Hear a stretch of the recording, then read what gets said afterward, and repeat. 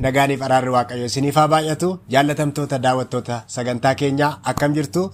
Kuni sagantaa YouTube chaanaalii keenyaa yommuu ta'u, karaa YouTube chaanaalii kanaa sagantaa adda addaa qopheessee kan isiniif dhiyeessu ani Luba Eliyaas Addunyaan jedhama. Yeroo jalqabaa kan isiniif ta'e baga nagaan dhuftanii karaa sagantaa kanaa barumsa baay'ee barbaachisaa ta'e jireenya keenya guutummaa kan ilaallatu kutaa adda addaatti qoonnee kan isiniif dhiyeessinu yommuu ta'u, kutaa isa amma irra jirru kana keessatti gaa'elaa fi jireenya gaa'ela wajjin wal qabatu kan of keessatti hammatu barumsa adda addaa isiniif qabadhee dhiyaadhaan jira jechaadha. Kanaaf yeroo darbee waan baay'ee akka isin barattan abdii guddaan qaba. Tajaajila kanaan akka eebbifamaa jirtani yaadaan isinis immoo nuuf yaada keessan qoodaa jirtu galatoomaa jechuun barbaada. Yeroo ammaa kana kutaan ani irra jiru kutaa gaaffiiwwan isin yeroo adda addaa keessatti karaa toora miidiyaalee hawaasaa garaagaraa gaafattan isiniif deebisuu irratti argama.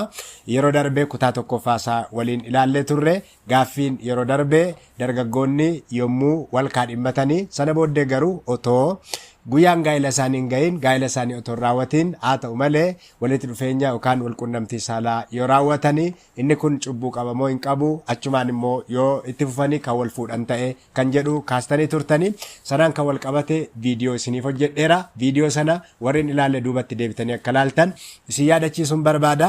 Har'a immoo kutaa lammaffaan isiniif qabadhee dhiyaadhe. Har'as immoo gaaffiima isin yeroo darbee karaa meeshaalee hawaasaa tajaajilaalee hawaasaa adda addaa gaafattaniin isiniif qabadhee dhiyaadhe jechuudha. Gaaffiin guyyaa har'aa maal kan jedhudha? Gaa'elaaf ulaagaa maaltu ilaalamaa kan jedhudha gaaffiin guyyaa har'aa jechuudha. Gaa'elaaf ulaagaa maaltu ilaalamaa? Dargaggeessi tokko yookaan immoo dargaggeettiin tokko hiriyaa tokko filatee yookaan immoo hiriyaa tokko filattee gara gaa'elaatti galuudhaaf ulaagaan ilaalamuu qabu maalidha kan jedhu gaaffii kana jechaadha. Kan nuti wal wajjin deebisnu gaaffiin kun gaaffii baay'ee bareedaadha. Namoonni dargaggoonni kana gaafattan baay'ee galatoomaa jechuun barbaada. Gara fuulduraatti illee gaaffiirraa waa baay'ee baranna waan ta'eef jireenya gaa'elaa wajjin kan wal qabatu gaaffii adda addaa kan qabaattan yoo jiraattani karaa miidiyaalee hawaasaa garaagaraa teelegiraamiin haa ta'u akkuma kana yuutuubiitiin dabalataanis immoo karaa tiiktookii karaa miidiyaalee hawaasaa ni qabu. Naaf dhiyeessuu dandeessu ani immoo deebisaa isiniif qabadheen dhiyaadhaa jechuudha. Turtiin keessan na wajjin haa ta'u sabskiraayib kan hin goone immoo yuutuub chaanaalii keenya sabskiraayib gochuudhaan maatii ta'a laayik share gochuudhaanis warri kaan akka keessatti qooda fudhatan tajaajila kanaan akka eebbifaman qooda keessan ba'aa isiniin jechuun barbaada. Egaa gaa'elaa fi ulaagaa maaltu ilaalamaa isa jedhu wal wajjin ilaalla jechuudha. Akkuma yeroo adda addaa irra deddeebine ilaalaa turre gaa'elli salphaa miti, akkuma salphaatti kan dhaabatu miti, fiiganii itti seenuu fi fiiganii keessaa ba'uutiin kan xumuramu akka hin taane wal wajjin ilaalaa turre jechaadha. Kanaaf wanti nuti ilaaluu qabnu jira, eeggannoo nuti gochuu qabnu jira jechuudha sana keessatti.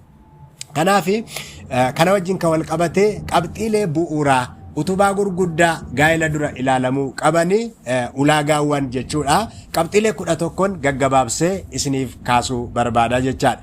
Inni jalqabaaf baay'ee murteessaa ta'e dargaggoonni gara gaa'elaatti yommuu aseenanii yookaan immoo karoora gaa'ela dhaabbachuu yommuu qabaatanii wanti guddaan isaan ilaaluu qabaniif dagachuun qabne waa'ee amantii isaaniiti. Innis immoo amantiidhaan tokko ta'uu kan jedhu sirriitti dursee dhufa jechaadha.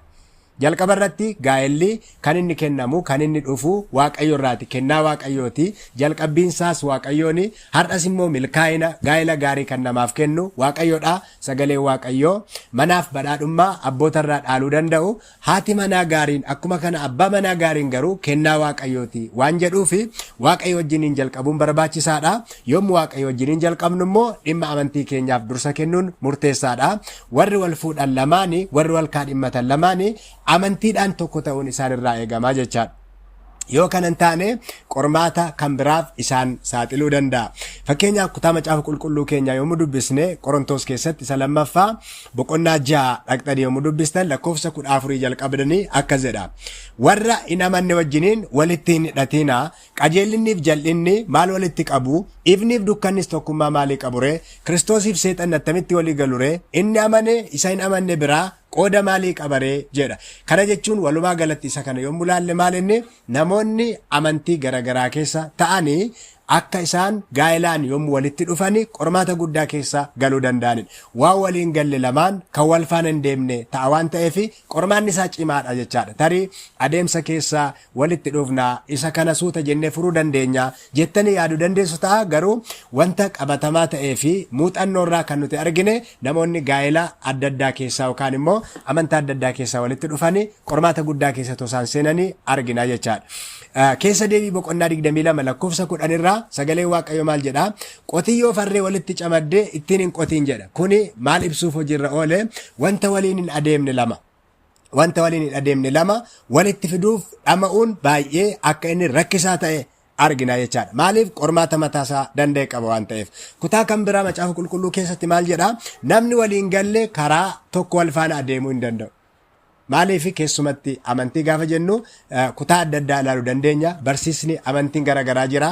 Shaakalli garaagaraa jira. Dhimma amantii wajjin wal qabate inni tokko kan hojiirra oolchu, inni tokko immoo kan hojiirra hin oolchine. Mana amantaa isa tokko keessatti gatii guddaa kan qabu, mana amantaa isa tokko keessatti immoo akka waan salphaatti kan ilaalamu yommuu dhimma lubbuu ta'ee dhufu garuu baay'ee murteessaa ta'ee rakkoo keessa nama galchuu danda'a jechuudha.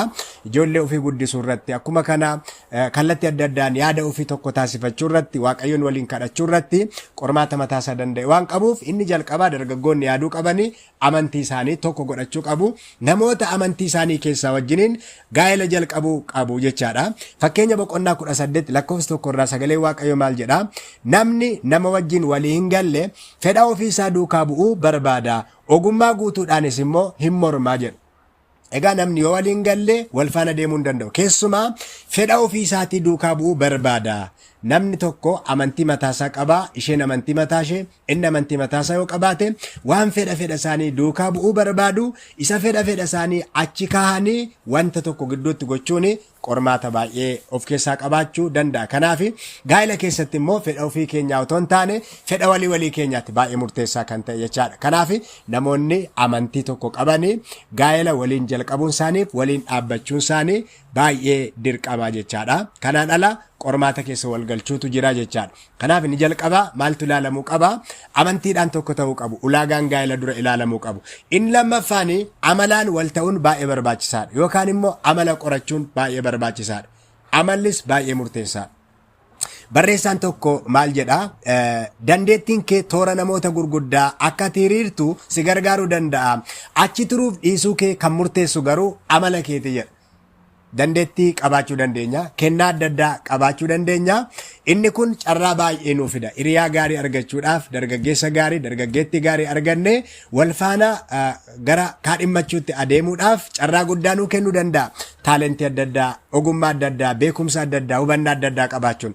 Haa ta'u malee garuu carraa guddaa argachuun dandeettiidhaan, kennaadhaan yoo ta'e illee amalli nuti qabnu garuu achi turuuf dhiisuu keenya ni murteessa jechaadha.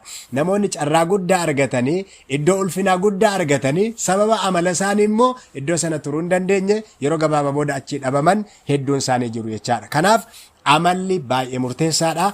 Amalaan wal ta'uun baay'ee barbaachisaadha. Kanaaf otoo gaa'elatti hin seeniin dura amala qorachuun, amalaan wal ta'uun, amala walii beekuun baay'ee barbaachisaadha jechaadha. Gaa'elli tokko hundee godhate akka dhaabatuu fi amalli qooda olaanaa qaba. Kanaaf lammaffaa irratti amala qo'achuun baay'ee murteessaadha. Qabxiin inni sadaffaan gaa'ela dura ilaalamuu qabu akka ulaagaa gaa'elaatti jaalala dhugaa waliif qabaachuudha. Jaalala dhugaa waliif qabaachuu. Jaalala dhugaa waliif qabaachuunis baay'ee murteessaadha. Maaliif yoo jaalalli hin jiraanne bu'uurriyyuu gaa'elli utubaansaa jaalala waan ta'eef yoo jaalalli dhugaan hin jiraanne inni kun qormaata mataasaa ta'uu danda'a jechuudha. Tokkoffaa Qorontoos boqonnaa 13 lakkoofsa 13 irraa sagalee Waaqayyoo maal jedha? Egaa amantiin, abdiin, jaalalli isaan kun sadanaan hin jiraatu. Isaan keessaa garuu jaalalatu caala. Jaalalli waan hundumaarra caala. Jaalalli hidhaa waan hundumaati. Kanaaf jaalala dhugaa waliif qabaachuun barbaachisaadha. Yeroo tokko namoonni dargaggoonni gara gaa'elaa yommuu yaadanii jaalala irratti otoo hin xiyyeeffatiin bifa irratti hundaa'anii akkuma kana qabeenya irratti hundaa'anii wantoota garaagaraa ulaagaa adda addaa irratti hundaa'anii sekendarii kan ta'anii isaan kun gara gaa'elaatti kan ittiin dhufan yoo ta'e qormaata guddaa keessa waan seenanii fi jaalalli waan guddaa ta'uu danda'a jechuudha. Jaalala aarsaa godhanii wanta kan biraatiin jiraachuun hin danda'amu. Jaalala qabaatanii garuu wantoota kan biraa danda'anii jiraachuun hin danda'ama. Kanaaf jaalalli baay'ee murteessaadha. Arfaffaa irratti akka ulaagaa gaa'elaatti kan ilaalamu iftoominni baay'ee barbaachisaadha gaa'ela keessatti. Iftoominni baay'ee barbaachisaadha. Dargaggoonni wal jaalatan iftoomina waliif qabaachuu qabu jechaadha. Yeroo wal qorannaa keessatti, yeroo walitti dhufuu keessatti iftoomina qabaachuu qabu. Eenyuuf iftoomina qabaachuu qabu yommuu jenne walii isaaniif ifa ta'uu qabu. Wanti isaan wal dhoksan, wanti isaan icciitatti qabatan yookaan booddee yommuu gaa'ela dhaabbanne erga fuunee booddee erga hirumee booddee jedhanii icciinni isaan kaawwatan, dhoksaa isaan kaawwatan jiraachuu hin qabu jechaadha. Waliif guutummaa guutuutti ifa ta'uu qabu. Akkuma kana dabalataan maatii isaaniif illee ifa ta'uu qabu. Keessa beekuu qabu maatiin isaanii. Maaliif isaan lamaan qofa miti kan wajjin jiraatu. Firoonni hariiroo gaa'elaa keessatti gammachuun gaa'elaa kan waliiniti waan ta'eef inni kun barbaachisaadha. Maatii isaaniif beekamtii kennuu qabu. Waldaa kiristaanaafis immoo ifa ta'uu qabu jechaadha. Yeroo baay'ee dargaggoonni walii keenyaaf yoo nu walii gallee waldaa kiristaanaa maaltu ilaallateedhani bifa kanaan kan yaadan jiru. Kuni garuu sirrii miti. Maaliif karaa waldaa kiristaanaa yoo hin taane gaa'elli suni gaa'ela guutuudha. Gaa'ela eebba qabudha jennee ilaaluu hin dandeenyu. Maaliif karaa waldaa kiristaanaa, karaa lubootaa, mana sagadaa, karaa eebba qabuun gaa'elli sun yommuu gaggeeffame eebbisaa guutuu ta'a, gammachuunsaa guutuu ta'a jechaadha. Kanaaf waldaan kiristaanaa sirriitti keessa beekuu qabdi. Inni kun isa arfaffaadha. Shanaffaa irratti gaa'ela dura maaltu ilaalamuu qaba kan jedhu akka ulaagaatti waan ittiin jiraatan qabaachuun dirqama. Yeroo adda addaa deddeebine ilaalleerraa umuriin qofti gaheef yookaan immoo fedhiin qofti gaheef gaa'elatti seenuun hin danda'amu. Maaliif itti gaafatamummaatu isa duuba dhufa waan ta'eef wanti nuti ilaaluu qabnu waan ittiin jiraannu qabna. Karaa tokko haa ta'u, karaa lamaanuu yoo ta'e baay'ee gaariidha. Yoo ta'us baate garuu karaa nama tokko illee haa ta'u, karaa ishees haa ta'u, karaa isaas haa ta'u, waan ittiin jireenya isaanii gaggeessan, waan nyaatan qabaachuun baay'ee barbaachisaadha jechaadha. Tokkoffaa Xiimotewos boqonnaa 6 lakkoofsa 6 qabdan yommuu dubbistan kanarratti sagalee Waaqayyoo akkas jedha. Nama Waaqayyo ta'uun nama waan qabu hundumaan of danda'ee jiraatu biratti gatii guddaa qaba yookaan immoo bu'aa guddaa qaba. Waan ittiin jiraannuuf waan keessa jiraannu qabaannaanis nu ga'a jedha. Nama Waaqayyo ta'uun nama waan qabuun of danda'ee jiraatu. Egaa of dandeenye jiraachuun baay'ee barbaachisaadha. Hirkattummaan baay'ee qormaata guddaa namarraan ga'uu danda'a. Keessi keenyu hin jaalatu. Waaqayyoos akkaataa sanaan nu dhoomne jechaadha. Namni of danda'ee jiraachuu qaba. Abbaa isaa faadha isaarraa hin ba'a. Isheenis abbaa ishee faadha isheerraa hin baati. Yommuu ba'an kana of hin danda'an yoo ta'e deebi'ee qormaata adda addaa fidee dhufu waan ta'eef namni of danda'ee yoo hin jiraanne jireenya isaa guutuu ta'uu hin danda'u. Kana gaafa jennu immoo namoonni tokko tokko hammani garmalee sooromutti yookaan immoo duuromutti qabeenya guddaa ulaagaa adda addaa kaa'anii mana ta'uu danda'a, konkolaataa ta'uu danda'a, bu'aa kan biraa ta'uu danda'a. Kana hundumaa kaa'anii immoo gaa'ela isaanis kan tursan jiru. Inni kun Waaqayyo jedhee haala sanaan yoo hojjetan gaariidha. Walfaana ta'anis qixa kanatti walfaana guddachuun hin danda'ama. Inni guddaan garuu waan ittiin jiraatanii fi waan keessa jiraatan qabaannaan baay'ee gahaadha kan jedhu sagalee Waaqayyo lafa kaa'a jechuudha. Kanaaf waan ittiin jiraatan qabaachuudha. Jaaffaa irratti naamusa wal fakkaatu qabaachuudha. Shared value kan jennu. Naamusa wal fakkaataa ta'e qabaachuu. Pirinsipilii wal fakkaataa ta'e qabaachuu. Yoollee immoo garagara ta'e duraan dursanii amala qo'achuu keessatti waan jaalatan fedhii walii isaanii wal jijjiiranii isa kana gara tokkummeessuutti fidachuun baay'ee barbaachisaadha. Dabalataan kabaja waliinii qabaachuun barbaachisaadha. Mutual respect. Yeroo tokko inni baay'ee jaalataa, inni baay'ee kabaja, isheen immoo homaa dhimma ishee miti. Akkuma kana yookaan immoo isheen baay'ee jaalatti, isheen baay'ee kabajji, inni immoo isheef yeroo innitti kabaja barbaachisaa ta'e hin kennine ni jiraata jechuudha. Kanaaf mutual respect waan waliinii kabaja waliinii kan jedhu barbaachisaadha jechaadha. Kanaaf keessumatti gaa'ela keessatti waan waliinii malee waan dhuunfaa wanti jedhamu baay'ee hin hojjetu jechaadha. Kanaaf kabaja waliinii qabaachuun barbaachisaadha. 8ffaa irratti kaayyoof mul'ata wal fakkaatu qabaachuun isaanirra barbaachisa. Similar goal and inspiration. Kaayyoo wal fakkaataa, mul'ata wal fakkaataa, amantii isaanii irratti, jireenya isaanii irratti, ijoollee isaanii irratti, dhimma karoora jireenya isaanii guutummaa, dhimma maatii isaanii irratti mul'anni isaanii wal fakkaataa ta'uu qaba. Karoorri isaan fuulduratti qaban waan hojjechuu barbaadanii wal fakkaataa ta'uu qaba. Yoo wal fakkaataa hin taane waliin mari'achuudhaan yaada wal fakkaataa ilaalcha nama hundumaa yookaan ilaalcha lamaan isaanii iyyuu amansiisu jireenya akkasii keessa jiraachuuf walii galuun barbaachisaadha. Inni itti aanee jiru salgaffaan waliin dubbii banaa yookaan immoo ifaa ta'e qabaachuun barbaachisaadha. Open communication. communication yoo hin jiraanne waliin dubbiin yoo hin jiraanne gaa'ela keessatti gaa'elli sun gaa'ela milkaa'aa ta'uu hin danda'u. Kanaaf dargaggoonni isa kana yoom guddifachuu qabu duraan dursitanii otoo gara gaa'elaatti hin seeniin dura open communication ta'e waliin qabaachuun barbaachisaadha. Wanti nama mufachiisu jira.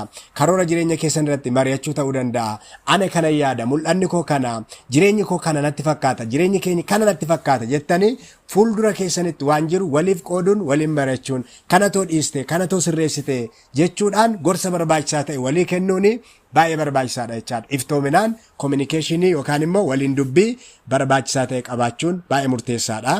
Banaa kan ta'e ifaa kan ta'e jechaadha. Tokko cufee yaadaan cufee yookaan immoo dallanee yeroo kan fudhatu yoo ta'e waliin dubbiin yoo hin jiraanne inni sun kuufamee gara rakkoo biraatti deema waan ta'eef waan hundumaa dura waliin dubbii jabaa yookaan immoo banaa ta'e qabaachuun amala akkasii guddifachuun baay'ee barbaachisaadha.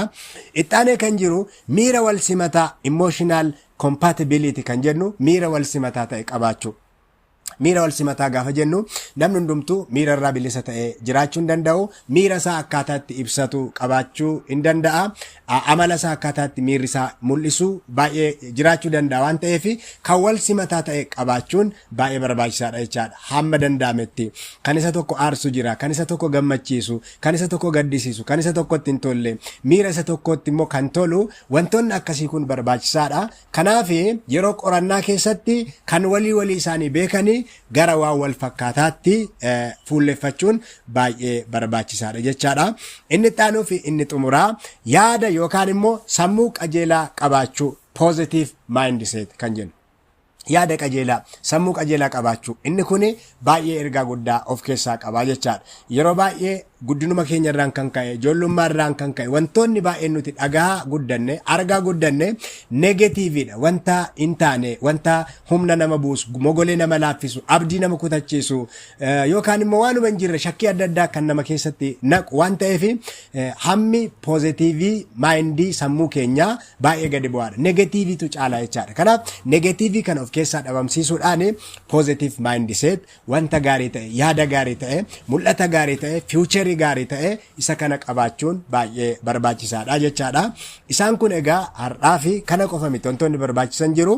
Isaan kun 11 ta'an kun yoo kan hubataman ta'e garuu warra kaan hubachuudhaaf warra kaan danda'uudhaaf baay'ee nama rakkisanii kan jedhu qabxii jiran keessaa kanan filadhe isaan kana isiniif qabadhee dhiyaadhe jechuudha. Turtina wajjin turtanirraa waan baay'ee akkasiin barattanii abdii guddaan qaba. Baay'ee galatoomaa. Yaadaaf gaaffiis immoo yoo qabaattanii komentii jalatti naaf barreessaa. Akkuma kana miidiyaa keenya subscribe gochuudhaan nu jajjabeessaa. Like share gochuudhaanis immoo namoonni baay'een akka isaan ergaa kanaan fayyadaman taasisaa jechuun barbaada. Ayyaanni Waaqayyoo isin wajjinaa ta'u yeroo xaanus gaaffii kan biraa isin biraanaaf dhiyaateen isiniif qabadhee dhiyaadha. Turtii gaarii ayyaanni Waaqayyoo hunduma keessan wajjinaa ta'u.